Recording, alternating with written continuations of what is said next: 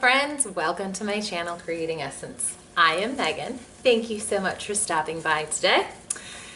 If you see my basket and you know what this is about, you know it's a Laundro-CHAT day.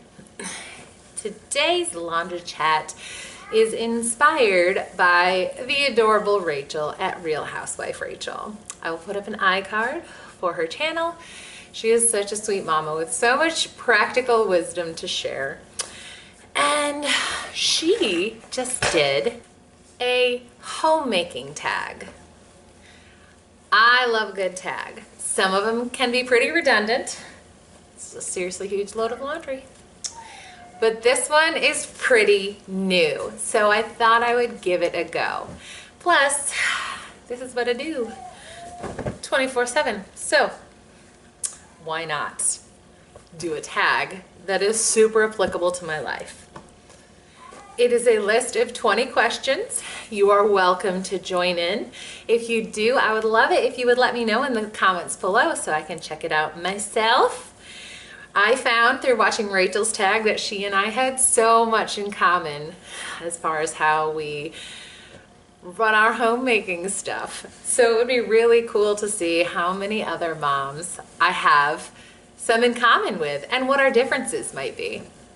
So without further ado, the questions. Question number 1. Have you ever had anyone say anything negative to you about staying at home or working from home? Yes. When my first was born, I was a teacher.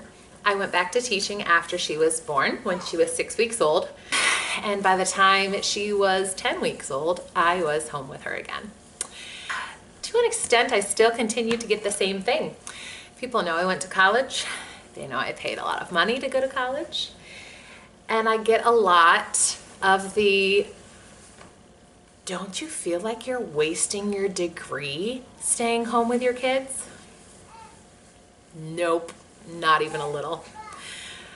My little classroom of 5 kids is the absolute coolest classroom I have ever had the privilege of teaching. And I love that I have my college education to help me with homeschooling. I've gotten a lot of comments about how dare you stay home when your family is struggling, when we have 3 small children and we're really struggling a lot. Like, staying at home is a privilege. You didn't earn that privilege. You're poor. You need to work. Well, trust me, we had looked into it. But at that time, we had a 3-year-old, a 2-year-old with profound special needs who is still nonverbal. We know now that he has multiple diagnoses, including autism. But back then, we didn't know that. We were still just struggling to get by. And we had a newborn. Do you know how much childcare for a newborn is? Do you know how much childcare for a special needs toddler is? Because he could not just go to a regular daycare. He would get kicked out in a hurry because he needed much more care than that and sometimes would get violent. Yeah, and our oldest was not even old enough to go to the Head Start, which is the community preschool program, because she had a late birthday. So they would have all been in full-time daycare. Really? I'm actually saving my family a lot of money by staying home with these kids. But sure, go ahead and lay your judgment that this is a privilege that I didn't earn. Okay, question number 2. What is your favorite and least favorite thing about staying at home or working from home? My favorite thing is that I get to be with my kids all day, every day. I love it. When I had to work outside the home, when we had a bunch of small children, it broke my heart every day to go to work because I just wanted to be home with my babies. And I wanted to be the one to raise my kids. And before I had my own kids, I was always a nanny or a teacher. So I kind of felt like I had spent so many years raising other people's kids, and I just wanted to be allowed to raise my own kids and get to spend the time bonding with them and getting to know them that I had spent years doing with other people's kids. I really love that I get to do that with my own kids now. And my least favorite thing?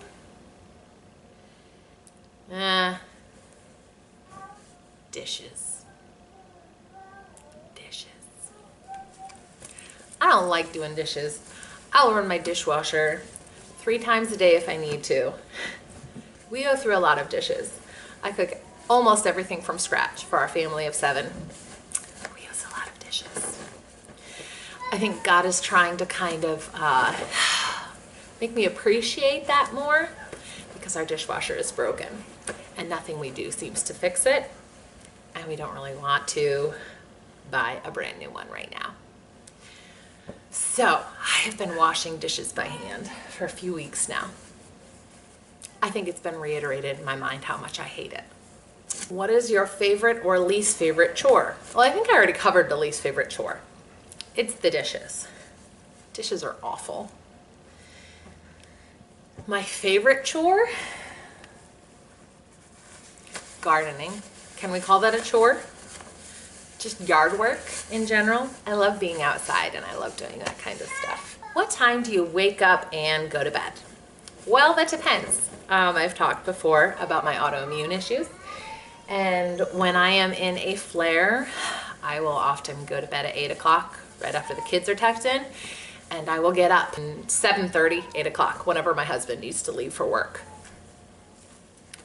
But when I'm feeling well, on the normal days and normal time, I get up between 5 and 5:30 every day, and I will have my quiet time, I will exercise, or I will just catch up on cleaning like I did this morning. And my kids usually start getting up around 6, so that gives me a little bit of time to kind of get a head start on them. And on the good days, I typically go to bed around 10 o'clock. Do you put anything on in the background while you are working or cleaning? Yes. My YouTube subscriptions. It's funny because when I've seen this tag, I see very few people talk about actually watching their YouTube subscriptions, just about how they want to get more people watching their own. I watched YouTube long before I ever started creating content, and I still watch exponentially more than I would ever think of creating. I don't really watch TV. This is what I do. I love putting a video on in the background while I'm cooking or cleaning and just listening in on my friends' days and what they have to say. Do you get dressed most days or stay in your PJs? I don't know if you can tell, my classy outfit today is a really cute oversized sweatshirt and some raspberry colored leggings. Yep, I get dressed every day. It might be a maxi skirt and a t-shirt, or it might be a classy ensemble like today's outfit. I do always get dressed though. Nobody walks around here naked, except my 4-year-old, he walks around here naked. How often do you do your hair and makeup? Once or twice a week. Whenever I'm leaving the house, it's just not super often. Tiger Lily came to say hello. What is your trouble zone or area in your house that needs the most help? I would say my bedroom. My bedroom is the laundry station, aside from when I do a LAUNDRO-CHAT, because it's kind of dark in there, so I bring it out here to fold instead. But the dirty clothes go in there to get sorted, and the clean clothes go in there to get folded, and there's just always a maze of baskets, and it's just the last place to get any attention. Probably once a month I try to clean my bedroom, and it just shocks me what a catch-all that place is. How often do you find yourself getting distracted? That's a good question. Have you seen that YouTube video going around about the woman who talks about how she has cleaning ADHD and how she says, okay, I'm gonna get this done. And she starts to do it and realizes, okay, I needed to go do this. Oh, and then she gets distracted. She has to do this now. And oh, while I'm at it, I'm gonna do this real quick. And then she comes back to it and the dishwasher was never even unloaded, like hours later. That's me. Do you enjoy staying home or do you miss going to a job every day? I love staying home. Love it. Seriously, I mean, my face a wreck, but I did not like going to work. I just wanted to be home with my kids. What is your never-ending chore? Laundry. I do 2 to 3 loads a day. If I put it off, that means I have 6 to 8 loads in a day. And it just keeps building. Some days when I've given myself a day off a few days in a row, I end up doing like 12 to 16 loads in a day. What is your favorite way to relax or enjoy me time? I think I've talked about this before, but I love reading. I don't read like fiction. I read like encouraging things. And I like to take Epsom salt and lavender baths after the kids are in bed at night. And I knit, and I knit. I love sewing. I need to sew more, but it's just one of those things that I can't just keep out here with me, like my knitting, and do it when I have a chance. I have to like go back to my office, make sure the kids are fine out here, and make the time. I'm terrible at making the time. How often does your husband or significant other chip in? Almost never. And I don't say that in a negative way. I say that like, he works really hard outside the home, and he, for years, has been going to school as well. He just finished his master's degree, and he has been going to school full-time and working full-time for 9 years. So really, since I have become the stay-at-home mom, he has been the one who works outside the home, and I'm the keeper of the home. I may get overwhelmed by housework, but that doesn't mean I want him to do more because he doesn't have any more hours in the day than I do. If you have kids, when do you find time to do chores? Gosh, I'm always doing chores. How do I find time to do chores? I'm always doing chores. I homeschool my kids, so they're with me all the time. And it's pretty much, they do schoolwork out here in our living room, dining room, kitchen, which is a big open concept area, and they're just always hanging around in here doing schoolwork, and I'm doing dishes or cooking or laundry in my bedroom at the end of the hall, and they come get me when they need me, and I'm always doing chores.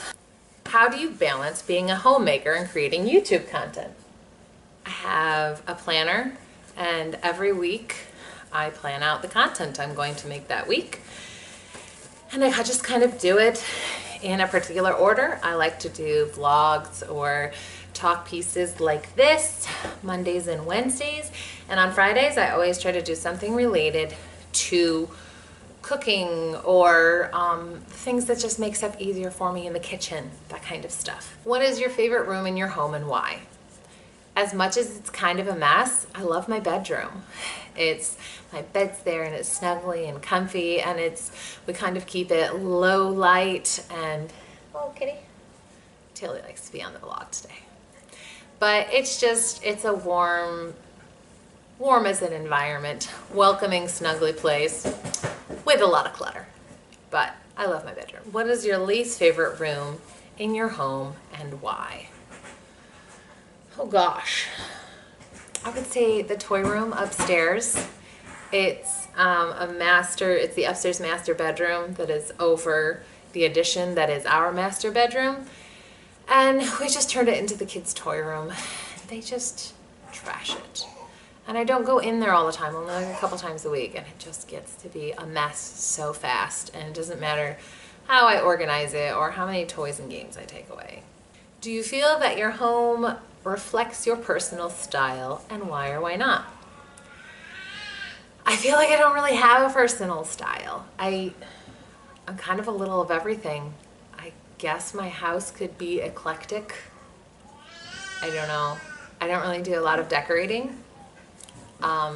when I get stuff like a throw for the couch, I saw that in the Target dollar spot and was like, that's really cute. That would be nice for the couch. And it's kind of brownish and it matches the mocha colored couch. So I got it. It's kind of how I decorate my house.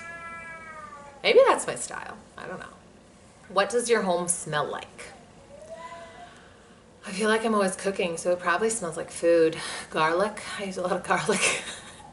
But I run my essential oil diffusers. I like to do lemongrass and lavender in the bathrooms, and I like to do warmer things like Christmas spirit or orange and peppermint in the common areas. Just kind of feel good stuff like that. But I don't know what somebody coming in from the outside would say my house smells like. Bunch of kids. Little boy shoes. What is your strong point and what is your weak point when it comes to homemaking?